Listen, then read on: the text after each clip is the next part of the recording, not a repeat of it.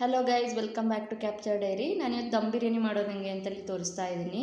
ಇದೇನಿಲ್ಲ, ತುಂಬ ಈಸಿ. ಕೊತ್ತಂಬರಿ, ಪುದೀನ ಸೊಪ್ಪು ಮತ್ತು ಶುಂಠಿ, ಬೆಳ್ಳುಳ್ಳಿ, ದೆನ್ ಹಸಿರು ಮೆಣಸಿನ್ಕಾಯಿ ಎಲ್ಲ ಹಾಕ್ಕೊಂಡು ಪೇಸ್ಟ್ ಮಾಡ್ಕೊಳ್ಳೋದು.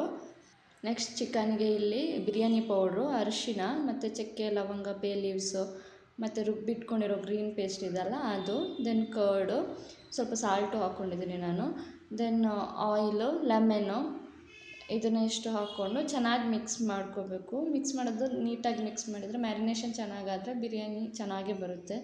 ಸೊ ಅದನ್ನೊಂದು ಮ್ಯಾರಿನೇಟ್ ಮಾಡಿ ನಾವು ಒಂದು 1 ಅವರ್ಗಾದರೂ ಇಟ್ಟರೆ ಚೆನ್ನಾಗಿರುತ್ತೆ. ಇಲ್ಲಿ ಟೈಮ್ ಇಲ್ಲ ಅಂದರೆ 20 ಮಿನಿಟ್ಸ್ ಇಟ್ಕೊಳ್ಳಿ, ಬಟ್ ಟೈಮ್ ಇದ್ದರೆ 1 ಅವರ್ ಆದರೂ ಇಟ್ಕೊಳ್ಳಿ. ಆವಾಗ ಅದು ಚೆನ್ನಾಗಿ ಬರುತ್ತೆ, ಚೆನ್ನಾಗಿ ಅಬ್ಸಾರ್ಬ್ ಆಗುತ್ತೆ, ಚಿಕನ್ ಎಲ್ಲ ಚೆನ್ನಾಗಿ ಮಸಾಲಾನ ಹಿಡ್ಕೊಂಡ್ಬಿಡುತ್ತೆ.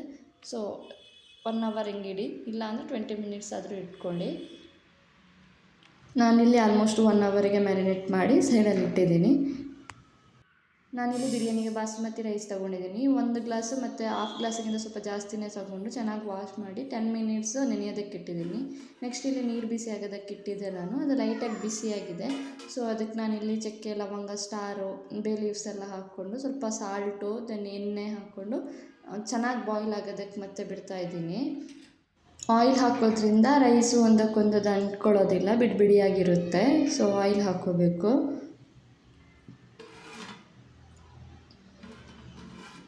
ಇವಾಗೆಲ್ಲ ನೀರು ಚೆನ್ನಾಗಿ ಬಾಯ್ಲ್ ಆಗಿದೆ. ಸೊ ಇವಾಗ ನಾವು ನೆನೆಯಕ್ಕಿಟ್ಟಿರೋ ರೈಸ್ನ ಹಾಕ್ಕೊಂಡು ಅದನ್ನ ಬೇಯೋದಕ್ಕೆ ಬಿಡ್ತಾ ಇದ್ದೀನಿ ನಾನು.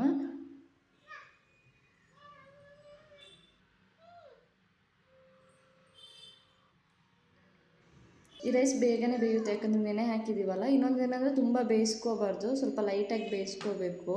ಅಂದರೆ ನಾವು ಈ ಥರ ತೆಗ್ದು ಕೈಯಲ್ಲಿ ಮುಟ್ಟಿದಾಗ ಈಸಿಯಾಗಿ ಕಟ್ ಆಗಬಾರ್ದು, ಸ್ವಲ್ಪ ಎಫರ್ಟ್ ಹಾಕಿದಾಗ ಕಟ್ ಆಗೋ ಥರ ಇರಬೇಕು.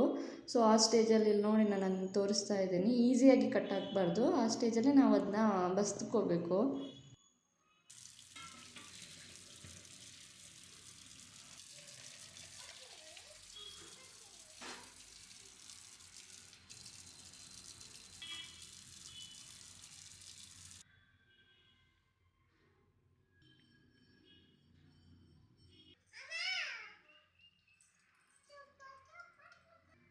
ನೆಕ್ಸ್ಟ್ ಇಲ್ಲಿ ನಾನೊಂದು ಪಾತ್ರೆಗೆ ತುಪ್ಪ ಹಾಕ್ಕೊಂಡು ಅದಕ್ಕೆ ಶುಂಠಿ, ಬೆಳ್ಳುಳ್ಳಿ ಮತ್ತು ಸ್ಟಾರು, ಆನಿಯನ್ ಹಾಕ್ಕೊಂಡು ಫ್ರೈ ಮಾಡ್ಕೊತಾ ಇದ್ದೀನಿ. ನಿಮಗೆ ಶುಂಠಿ ಬೆಳ್ಳುಳ್ಳಿ ಪೇಸ್ಟ್ ಕೂಡ ಹಾಕ್ಕೋಬೋದು, ಬಟ್ ನಾನಲ್ಲಿ ಶುಂಠಿ ಬೆಳ್ಳುಳ್ಳಿ ಪೇಸ್ಟ್ ಆಗಲೇ ಆ್ಯಡ್ ಮಾಡಿರೋ ಕಾರಣ ಇಲ್ಲಿ ಚಾಪ್ ಮಾಡಿ ಹಾಕ್ಕೊಂಡಿದ್ದೀನಿ.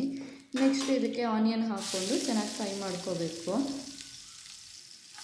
ನೀವು ತುಂಬ ಖಾರ ಇಷ್ಟಪಡ್ತೀರಾ ಅಂದರೆ ಇವನ್ ಗ್ರೀನ್ ಚಿಲ್ಲಿ ಕೂಡ ಹಾಕ್ಕೋಬೋದು.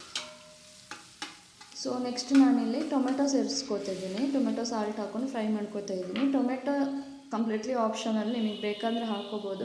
ನನಗೆ ಗ್ರೇವಿ ಸ್ವಲ್ಪ ಜಾಸ್ತಿ ಬೇಕು ಅನ್ನೋದಕ್ಕೆ ನಾನಿಲ್ಲಿ ಹಾಕ್ತಾಯಿದ್ದೀನಿ. ಕೆಲವರಿಗೆ ಬಿರಿಯಾನಿಲಿ ಟೊಮೆಟೊ ಹಾಕಿದ್ರೆ ಇಷ್ಟ ಆಗೋಲ್ಲ, ಆ ಥರ ಇದ್ದರೆ ನೀವು ಇದನ್ನ ಸ್ಕಿಪ್ ಮಾಡ್ಬೋದು. ಇದು ಫ್ರೈ ಆದ ನಂತರ ನೆಕ್ಸ್ಟ್ ನಾವಲ್ಲಿ ಮ್ಯಾರಿನೇಟ್ ಮಾಡಿರೋ ಚಿಕನ್ನ ಹಾಕ್ಕೊಂಡು ಚೆನ್ನಾಗಿ ಮಿಕ್ಸ್ ಮಾಡಿ ಅದು ಸ್ವಲ್ಪ ಬೇಯೋದಕ್ಕೆ ಬಿಡಬೇಕು.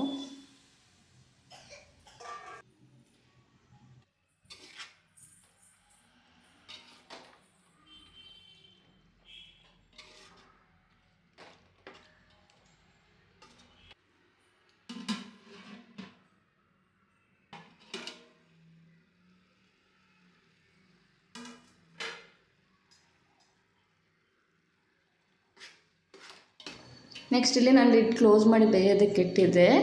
ನೆಕ್ಸ್ಟ್ ಇದು ಇವಾಗ ಲೈಟಾಗಿ ಬೆಂದಿದೆ. ಸೊ ಇವಾಗ ನನಗೆ ಸ್ವಲ್ಪ ಖಾರ ಬೇಕು ಅಂತ ಅನಿಸ್ತು, ಸೊ ಅದಕ್ಕೆ ಚಿಲ್ಲಿ ಪೌಡ್ರ್ ಹಾಕ್ತಾಯಿದ್ದೀನಿ. ನೀವು ಐದರ್ ಮ್ಯಾರಿನೇಟ್ ಮಾಡುವಾಗಲೂ ಹಾಕ್ಕೋಬೋದು, ಅಥವಾ ಈ ಸ್ಟೇಜಲ್ಲಿ ನೋಡ್ಕೊಂಡು ಹಾಕ್ಕೋಬೋದು ನೀವು. ಸೊ ನಾನು ಲೈಟಾಗಿ ಹಾಕ್ಕೊಂಡು ಅದನ್ನ ಮತ್ತೆ ನಾನು ಲೈಟಾಗಿ ಬೇಯೋದಕ್ಕೆ ಬಿಡ್ತೀನಿ ಚಿಕನ್ನ.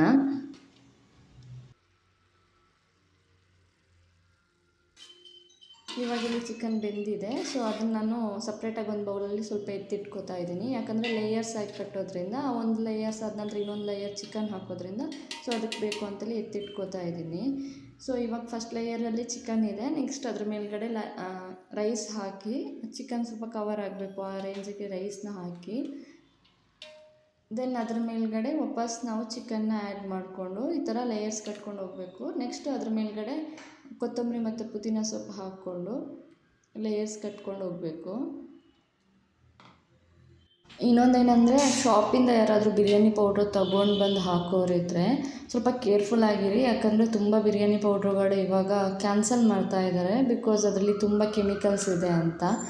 ಸೊ ನಮಗಿವಾಗ ಗೊತ್ತಿದೆ ಅಲ್ವಾ, ಸೊ ನಾವು ತೊಗೊಳ್ಬೇಕಾದ್ರೆ ಸ್ವಲ್ಪ ಕೇರ್ಫುಲ್ಲಾಗಿ ತೊಗೊಂಡ್ರೆ ಅದು ನಮ್ಮ ಹೆಲ್ತಿಗೆ ಬೆನಿಫಿಟ್ ಆಗುತ್ತೆ. ಈವನ್ ಫುಡ್ ಕಲರ್ಸು ಹಾಗೆ ಅವಾಯ್ಡ್ ಮಾಡಿ. ನಾನು ಇಲ್ಲಿ ಯಾವುದು ಫುಡ್ ಕಲರ್ಸನ್ನು ಹಾಕ್ತಾ ಇಲ್ಲ ಬಿಕಾಸ್ ತುಂಬ ಡೇಂಜರಸ್ ಅದು. ಅದರಲ್ಲಿ ಅಂದರೆ ಒಂಥರ ಫುಡ್ ಪಾಯ್ಸನ್ ಥರ ಅದು, ನಮ್ಮ ಸ್ಲೋವಾಗಿ ಅದು ಒಳಗಡೆಯಿಂದ ಕೊರಿತಾ ಬರುತ್ತೆ. ಸೊ ಕೇರ್ಫುಲ್ ಆಗಿರಿ, ಯೂಸ್ ಮಾಡಬೇಡಿ. ಆ ಥರ ಇದ್ದರೆ ಮನೇಲೇ ಮಾಡ್ಕೋಬೋದು ಬಿರಿಯಾನಿ ಪೌಡ್ರು.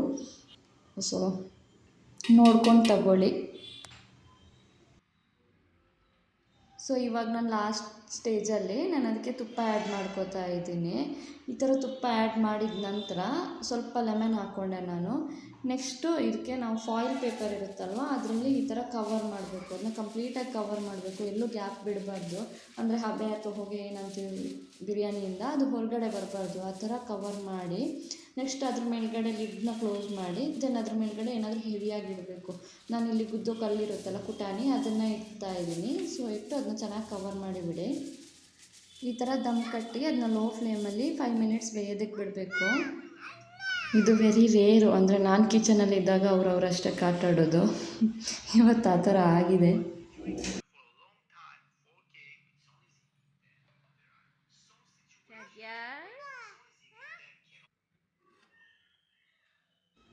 ಇವಾಗ ಇದಾಗಿದೆ. ಸೊ ಈ ಥರ ಫಾಯಿಲ್ ಪೇಪರ್ನೆಲ್ಲ ಇನ್ನೂ ತೆಗಿಬೋದು.